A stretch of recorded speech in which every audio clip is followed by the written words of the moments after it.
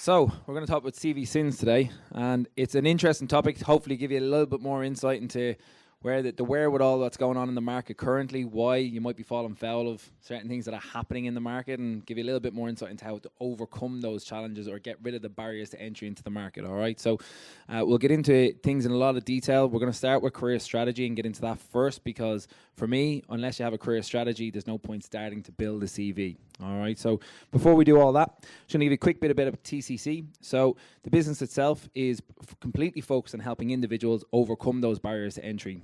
My own background is really why the business is in its existence. Ultimately, I started off my career as a carpenter, believe it or not. I couldn't be further from a person that should be a carpenter, and thankfully I still have all my limbs and fingers to go with me.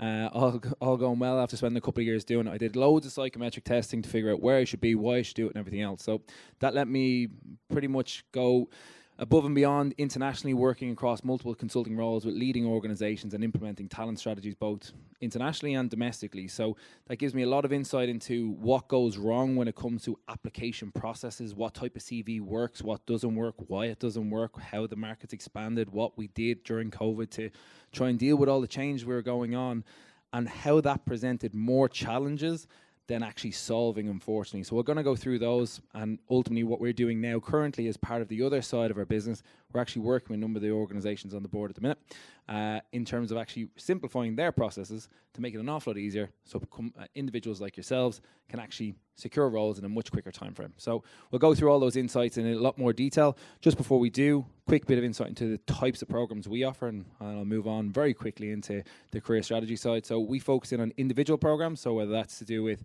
CV and cover letter creation, LinkedIn optimization, or we go into some more detailed stuff like interview prep, job seeker program, which encompasses all aspects of what you're going to face in the market, career change, which we were chatting to an awful people today, so I really appreciate the honesty on where people are up to and they want to change in their career, and largely that happens on a regular basis. You enjoy a career for a certain period of time and then you want to move on. So we work on those areas, and then we work with execs, either people looking to aspire to reach the exec level or people that are at that level and want to figure a better way of dealing with it. All right, so certainly enough about us. We'll get into building a little bit about a career strategy. So before I do that, though, how many people would actually say they have a career strategy currently? Don't be shy. Cool. We're off to a good start. All right, so we have 3 in a room of about 50. So the reason why I bring it up, it's not a criticism in any way. It's just not something we're taught, and it's not something we're brought that comes up with it, right? So in order to build a really effective career strategy, a lot of people's like, oh, what do you want to do in your life and everything else? Like, don't really know. Might do this, might do that. I was told to be a carpenter, and we know how that went. So thankfully, I don't do any work at home. My wife would tell you the exact same. So in terms of building a career strategy, there's 3 really key steps you need to have, right? You need to be clear. You need to have focus on it. And you need to be adaptable. It's not all going to be plain sailing, exactly as John was saying earlier on. There's going to be twists, turns, push, pulls, all of that sort of fun stuff. And the last thing that you do need that's not on the board is action. All right? Nothing will happen unless you make it happen. Nobody, unfortunately, is coming to save you. As much as, sometimes we all want to be saved. We all have to take that step ourselves. So once we define these areas for us, and for everyone it's different, you have to take action with it. All right? So when you're building a career strategy, there's 5 key steps you want to look at. Number 1 is doing a SWOT analysis. Who's heard of a SWOT analysis before? Deadly. All mainly probably focused towards a business area. Yeah. Doing it with your skills is actually a really interesting way of doing it, right? So if we look at ChatGPT, who's used ChatGPT? Yeah, even more. Who's used it for the CV? Be honest. Love it. Okay, well, you're honest. So we'll get into why you shouldn't later on, but that's one of the things we're coming up against. But ChatGPT can be seen, if we're looking at SWOT analysis, could be seen as an opportunity, but for tech developers and anything else, could be seen as a threat, because ultimately it's now able to produce code. Now, whether it's actually correct or not is a whole different ballgame, but it's getting to that stage in AI in general, right? So, but if we master it, it can be seen as a massive opportunity and could become one of our strengths, which is why completing a SWOT analysis, not just now, but on an ongoing basis, is a really important step to have a really effective career strategy. Once we've done that, we then want to figure out what our transferable skills are. Specifically, if you want to, like I was mentioning earlier on, change careers, It's knowing what works and what's in certain sectors and what would also be applicable in others. Once you've mapped them out, it also means you can really hone in on the simplistic fashion of your CV, because if you know what your transferable skills are, every role is going to be a little bit different. So if you know what the transferable skills are, they're the kind of mainstays. They're all going to be applicable across every single role. And then you're kind of you're tweaking, basically, you're tailoring your CV around the others that might not be as applicable. Does that make sense? Once we've done that, we then want to have goals. We need goals, all right? SMART goals in particular. Who's heard of SMART goals? Everyone use them? Not use them? They're really, really easy to use. Really easy to get wrong too, because we kind of do step 1, 2, and 3, and maybe not 4 and 5. But really what we want to make sure of is that they're obviously specific, they're measurable, they're achievable, they're in a realistic, and obviously realistic in general, and then obviously in a time-bound scenario or time frame, yeah? The time frame piece is probably the most underutilized aspect. If we don't give ourselves a set timeline, the likelihood of actually getting it is highly unlikely, or we'll get there, you know, in a time frame as opposed to the time frame we want. All right. Once we've done our goal setting, we know where we're going. We now need to really define what type of role and understand the day-to-day aspects of that role. Who knows? Who here is an accountant? One. Love it? Enjoy it being an accountant? So-so?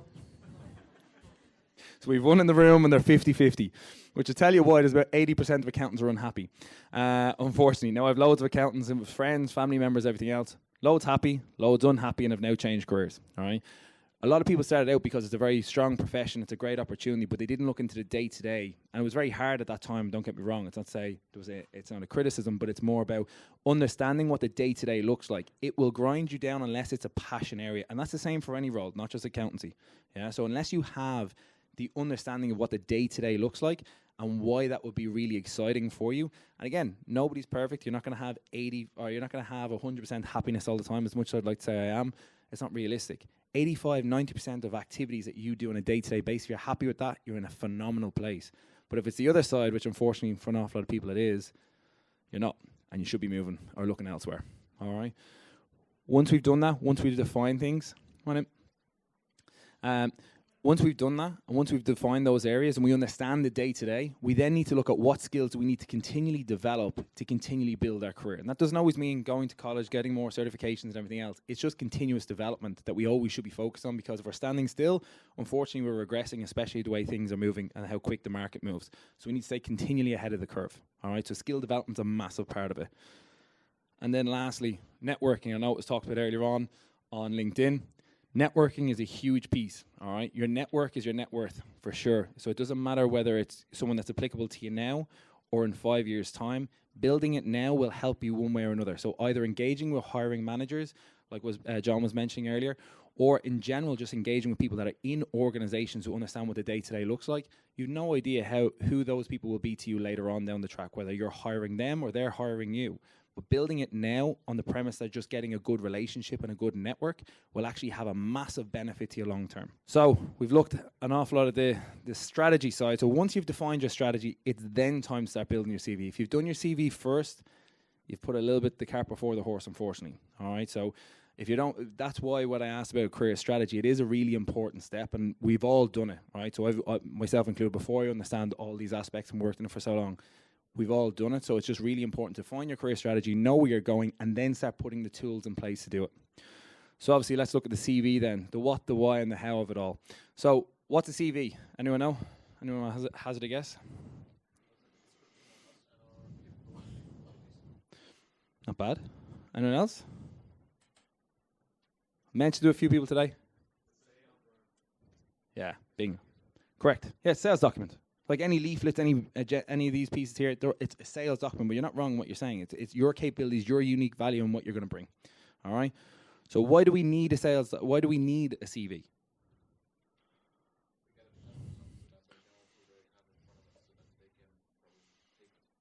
Yeah. What's the ultimate goal of a CV? Get an interview. We'll talk after.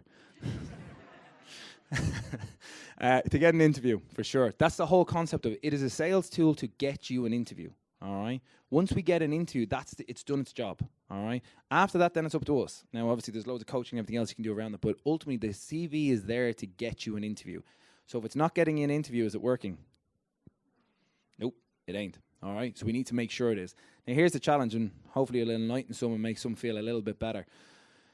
75% of CVs in the current market are not seen by human eyes. All right. The reason being, anyone know what an applicant tracking system is or an ATS? Ever heard of it? All right. They seem like the devil at this moment in time. They weren't the whole design behind them. All right. I mentioned earlier on, we go in and advise companies on their talent strategies, and I've done that globally. The idea behind them was to streamline processes, make it easier, specifically during COVID when there was loads of applications going out and companies were being overwhelmed with the number of applications they were receiving, which is also why they took another step, which I'll get into in a little while. But they're not seeing your CV. And the problem is because there's a couple of reasons behind it. It's either format, content, or the actual suitability to the role, right? So, and we'll get into those in a moment. But ultimately, if it's a case you're getting immediate rejection emails, it's absolutely nothing to do with your skill set or experience or the value you're going to bring. It is purely to do with either the formatting or the structure within the CV itself. All right? So hopefully that makes some people feel a little bit better.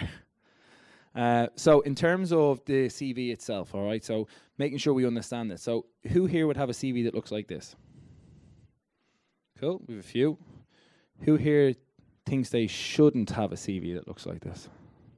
A few more. Okay, cool. Right, so this is what we think it looks like. And these are the templates. And this isn't, again, this is just to show you, this is one of the biggest CV sins we see daily.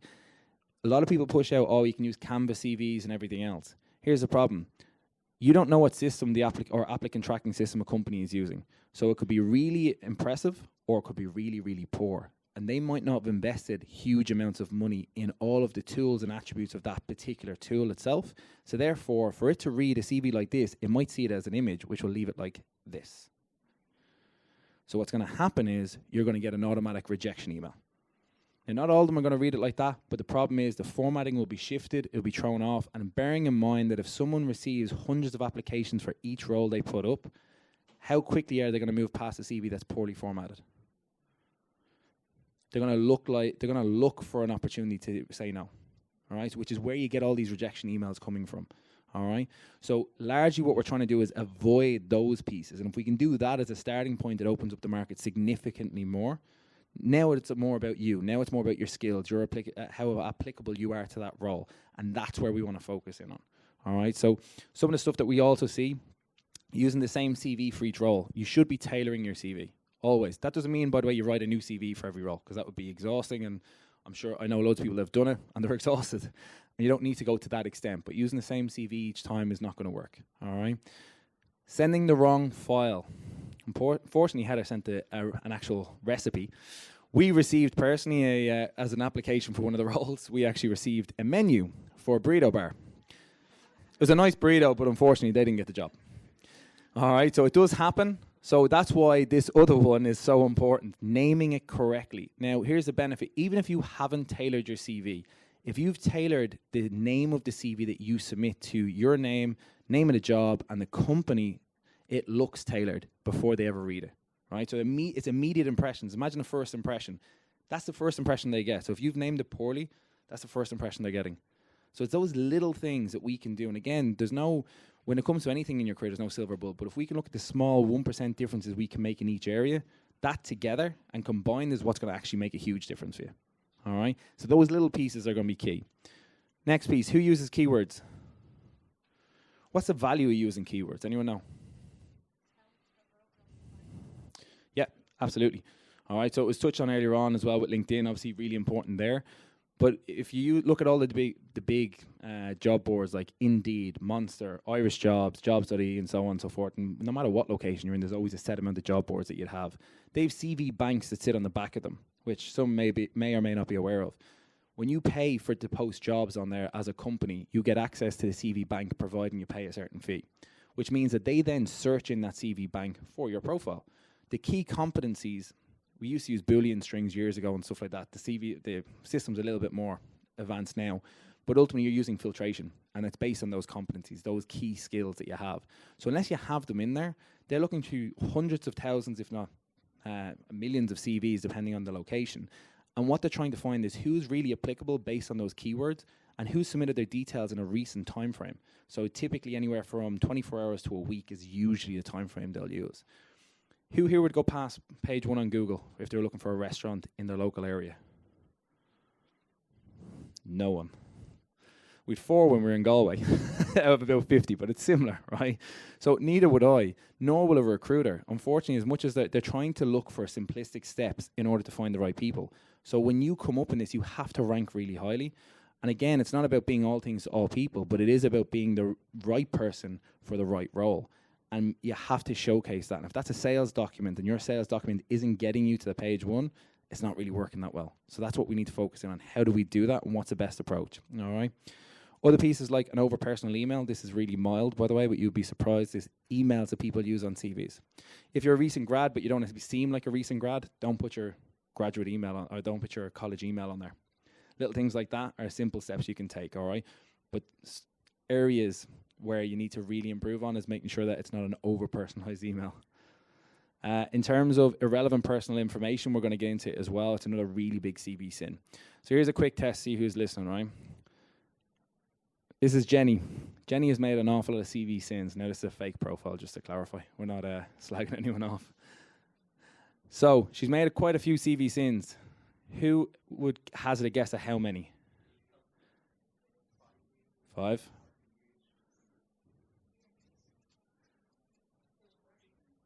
Seven. All right.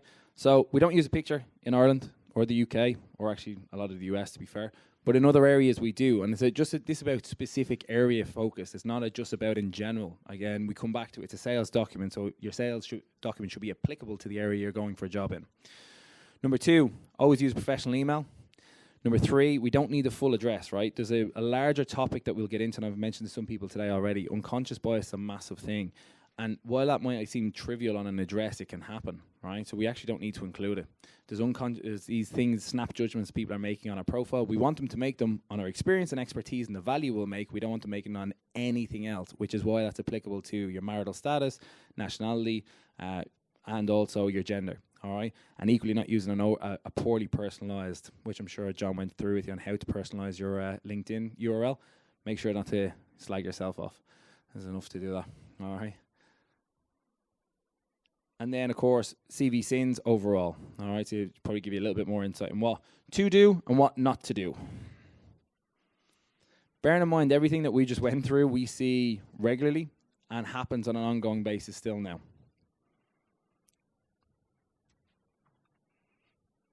All good on that?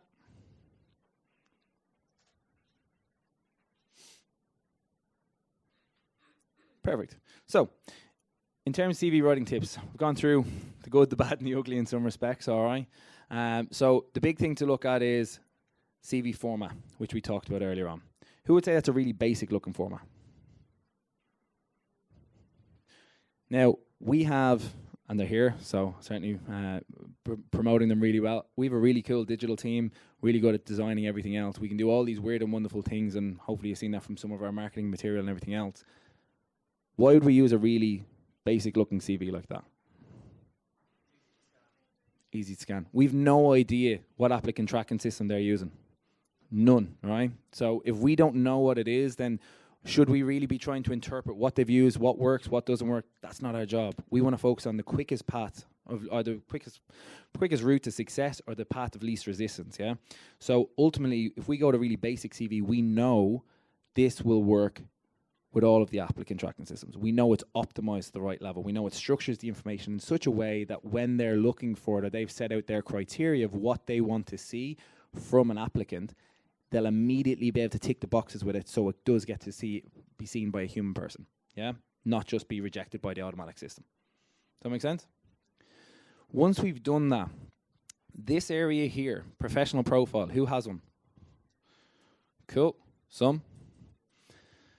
Professional profile is pretty much, in Ireland and the UK now, in multiple other locations, whether it's Asia, America, etc., it's not the be-all and end-all because it works very, very differently. But in Ireland and the UK, you have to think about the narrative that you're giving off. It's your storyline, who you are as an individual and what you bring. So if we have 150 people applying for a job with all the same qualifications and the same experience, who are they going to select? people that are going to jump off the page, anyone that's going to give them, trust me, I've been in those scenarios where you're reading through loads of hundreds of CVs. Anyone that stands out to you is the person that you're going to engage with. They're the ones that you're going to check and spend a little bit longer on. Who here knows how long you have to grab someone's attention? Yeah, just under 5.8 seconds. It's reducing. It used to be 6.5 2 years ago, right? So we're giving less time to people, which is really, really poor, right? So ultimately, we've 5.8 seconds to grab somebody's attention. And anyone here heard of heat maps? So they use a lot of time on websites where to present offers, all that sort of stuff. We've done them on CVs. 95% of the time, it's spent up here, right? So if you've got the wrong information in the wrong place, then you're immediately getting moved past. So the idea of this professional profile is kind of a little bit of your secret sauce of who you are as an individual, how your experience, skill set, expertise, and the value you've brought in previous organizations or in projects you've worked on, bearing in mind that you may have just recently graduated, and how that's shaped you as an individual and ultimately will help add value to your new employer. Because that's really what they care about. Because if I'm looking at that from an employer's point of view, they want to understand what value you've delivered previously, which will give me a great indication of the value you'll deliver in this company. That's what they're interested in. And that's what's going to get you an interview. So it's a great question, absolutely brilliant question. About maximum of 6 lines, no more. All right, so 5 to 6 lines, typically perfect. Once we've done that, we then want our key competencies. All right.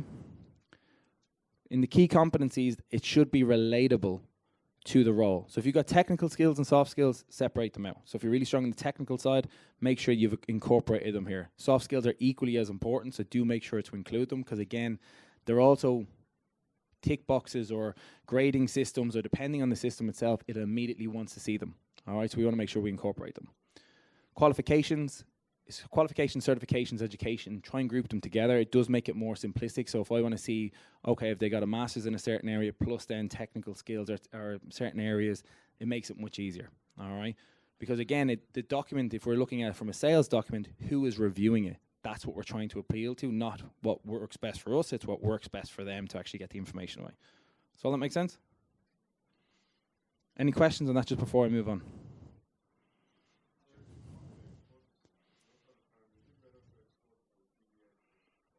PDF. We'll work with all of them, yeah. Great question.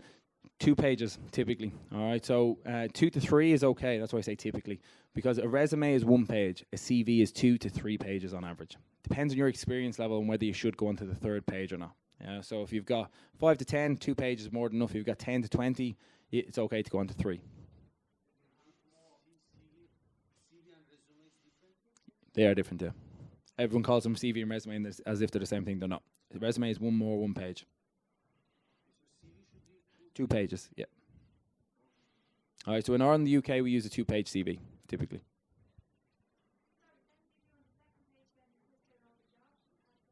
So, yeah, correct. You'll see now. Career history. It will be largely it'll be on the first page as well. It kind of hits off that, probably that's 3rd or quarter, you'd probably be saying. So once you've done that, you then got your qualification or your actual experience, should I say. So ultimately what we want to try and do is, even if you've worked for large companies like Google or Apple or whatever it may be, it's still important to incorporate what you did within them. So Google is massive.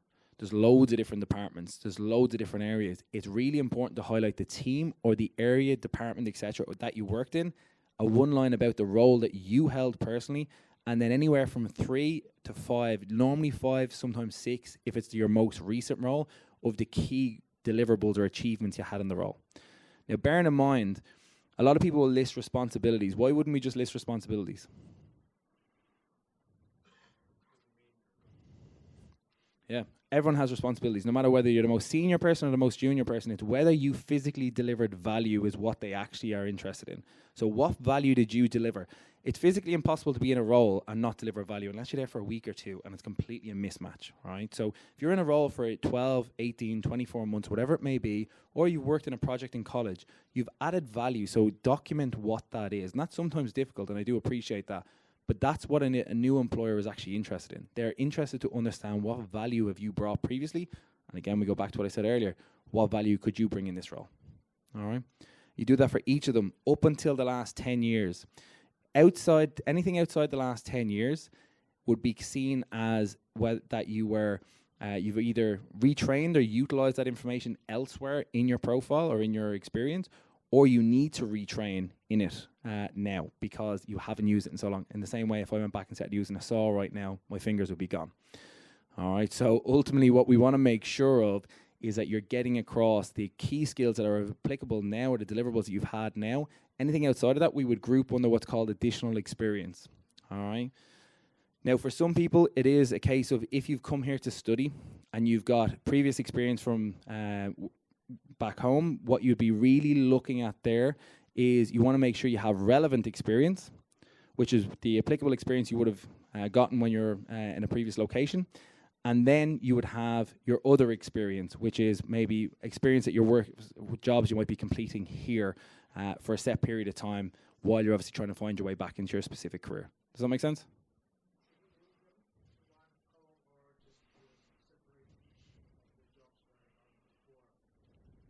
How do you mean in terms of separate roles?